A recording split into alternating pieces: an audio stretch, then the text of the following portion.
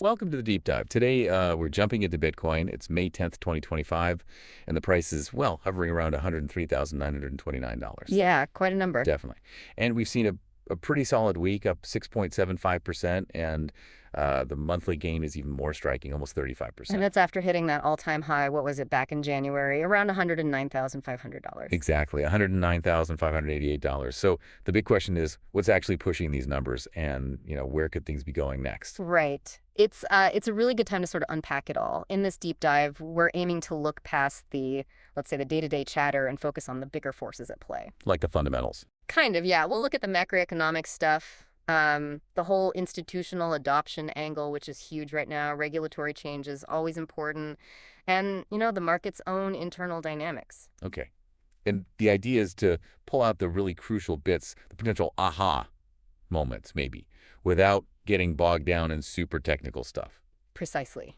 Give you the core insights, the things you really need to grasp what's happening. Great. Let's start with that macro picture then. The economy. What are the main economic winds blowing for or against Bitcoin? Well, a really significant factor, especially looking back at 2024, was the Fed's policy. Those interest rate cuts they did. They basically made holding cash less appealing, lower yields, so that tends to push investors towards other assets, and Bitcoin benefited from that. It's seen, by some anyway, as sensitive to liquidity and maybe a hedge if traditional currencies lose value. So lower rates help fuel the fire. Makes sense. But what's the flip side? What if the Fed reverses course, starts hiking rates again?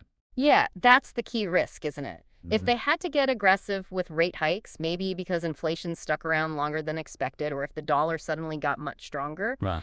that would likely hit risk assets hard. And Bitcoin, being volatile, would probably feel that pressure. Suddenly, safer assets look better, and money could flow out. Right. Okay, so Fed policy is one major lever.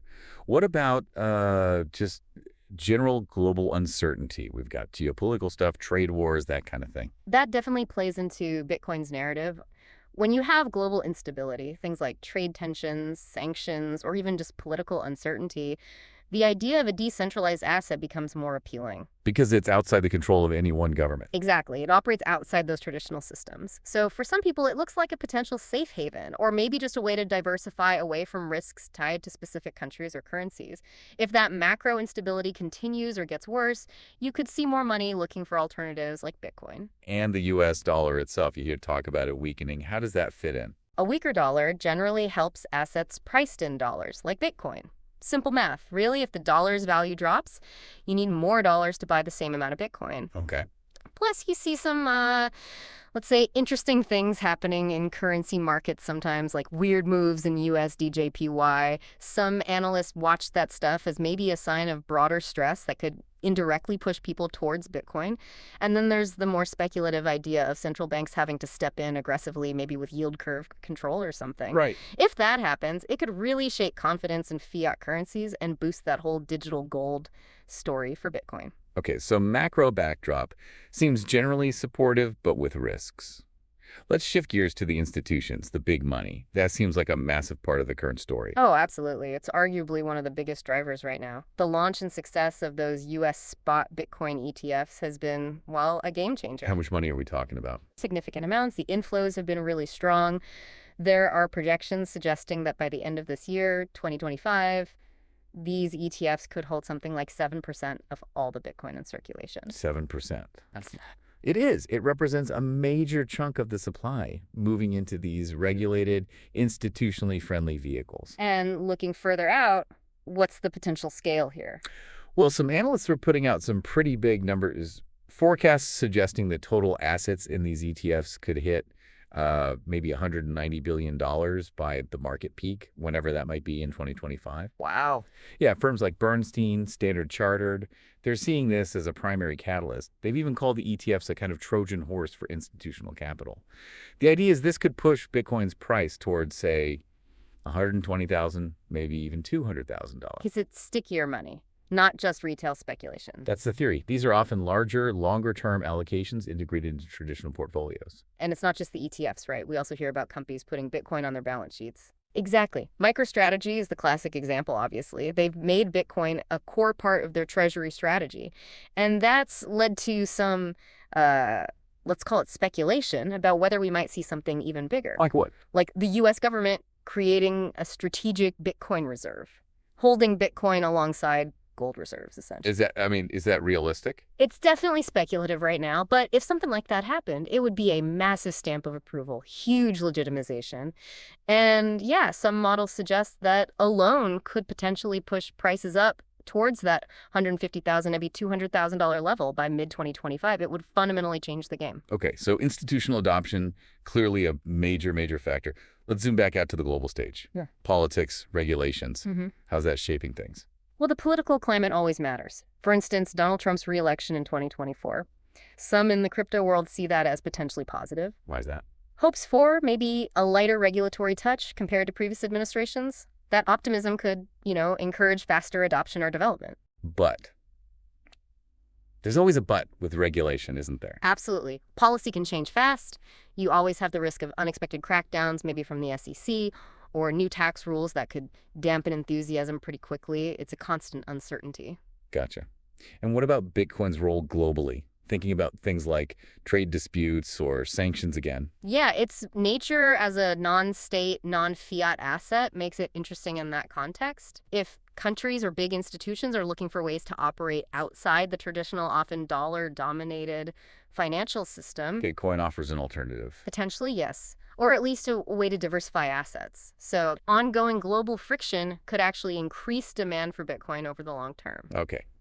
Now, one thing that always comes up with Bitcoin is the environmental angle, the energy use. Is that still a major headwind? It's definitely still a major point of discussion and criticism. The proof-of-work system uses a lot of energy, no doubt about it, and with the growing focus on ESG investing. Environmental, social governance. Right. That could lead to pushback, maybe stricter regulations targeting mining, or just negative public perception that slows down adoption, especially among big corporations that care about their green image. But is there work being done on that? Green mining. Yes, absolutely. There's a lot of innovation happening. Miners are increasingly seeking out renewable energy sources or using stranded energy that wouldn't be used otherwise. So that could definitely help mitigate the concerns over time, but it's still an ongoing issue.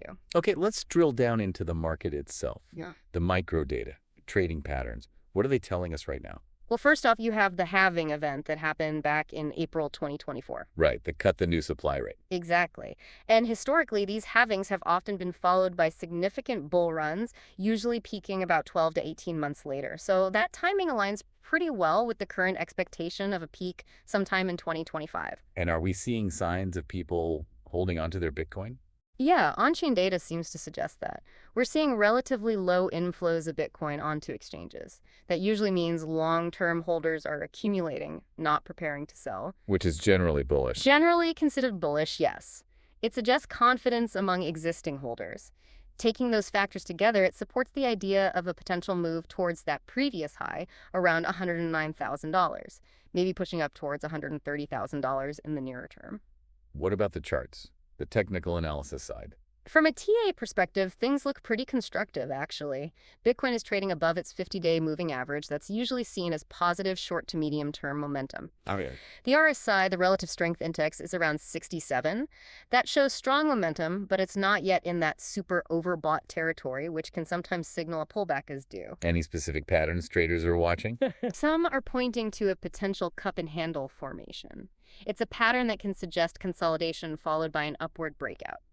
If it breaks out convincingly, the targets would be, first, retesting that $109,000 all-time high, and then potentially moving towards $120,000. But there's always risk of things going the other way. Always. Especially if the market gets over-leveraged, too many people borrowing to trade.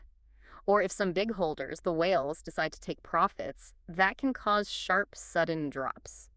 The 200-day EMA, around $94,200, is a key support level to watch on the downside. Makes sense. How about market sentiment? What's the general vibe out there? You can definitely feel the interest picking up again, especially as we approach that big $100,000 psychological level.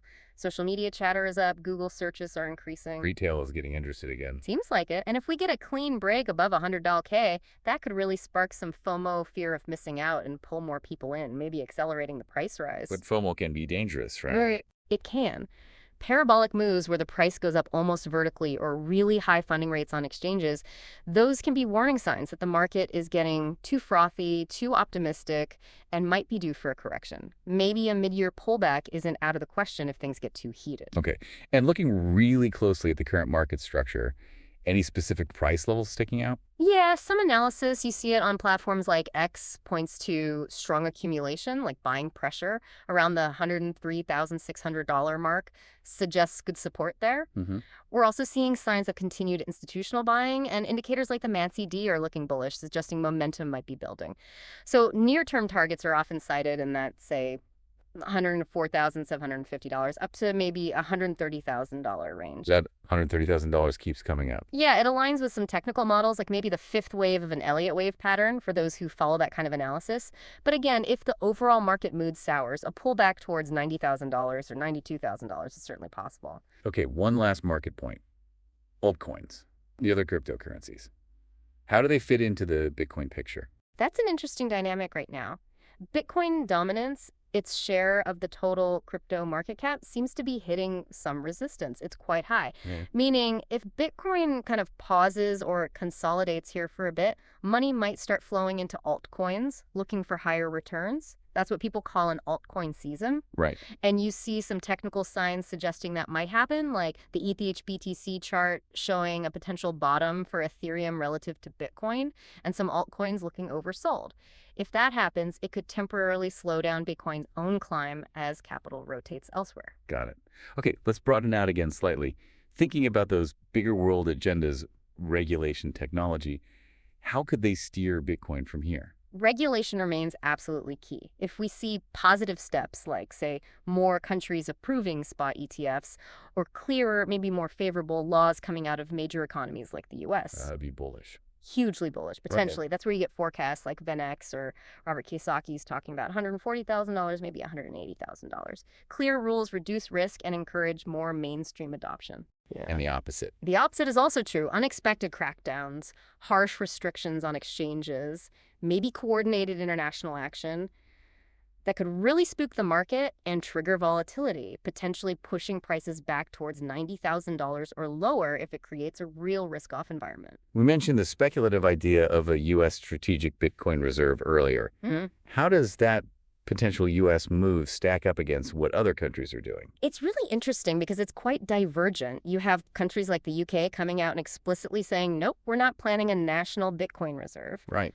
But the fact that it's even being seriously discussed or at least speculated about in the U.S. shows a potential major difference in approach. If the U.S. did make such a move, well, like we said, that could be absolutely transformative, game-changer territory, maybe pushing towards $200 K by mid-2025 in that very bullish scenario. Okay.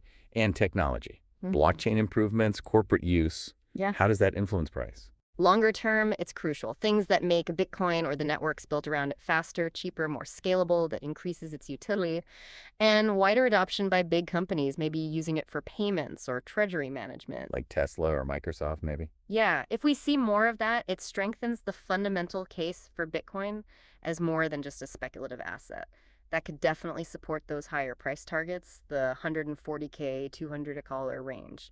But we also have to be realistic about the limitations of the current tech. Proof of work is slow and energy intensive, and mainstream adoption is still patchy. Those are constraints, especially in the short term. What about new ways to trade Bitcoin? Does something like 2047 futures trading change anything? It certainly adds another layer. Things like Coinbase offering round-the-clock futures trading increases accessibility, brings in more traders, both retail and institutional. That can boost liquidity, which is good. But also increases volatility. Exactly. More participants, more trading activity. It can amplify the price swings, both up and down. So maybe it helps push towards $120,000 faster in a bull run. But it could also deepen corrections, maybe down towards $85,000 if sentiment turns negative. Okay, well, it's a lot of moving parts. So trying to piece it all together, what are the main speculative scenarios people are outlining now? You basically see three main paths being discussed. First, the bullish case. This is the one where everything keeps going right. Extremes. continued strong ETF inflows, maybe some positive regulatory news out of the US, the dollar perhaps weakening further. That's the scenario where you see those higher price targets like $120,000 to $200,000 by maybe Q3 2025. Firms like Standard Chartered, Van Eck, Bernstein are in this camp. And hitting 110K triggers more buying. Yeah, the idea is breaking that old high, brings in FOMO, pushes maybe to 130K by Q2, then potentially 180K in Q3, especially if that global reserve asset narrative gains traction alongside the post-halving supply dynamics. Okay, that's the rosy picture. What's the more middle-of-the-road base case? The base case is more consolidation, really. Maybe Bitcoin trades mostly in the $100,000 to $109,000 range, possibly retesting that high, but also having pullback.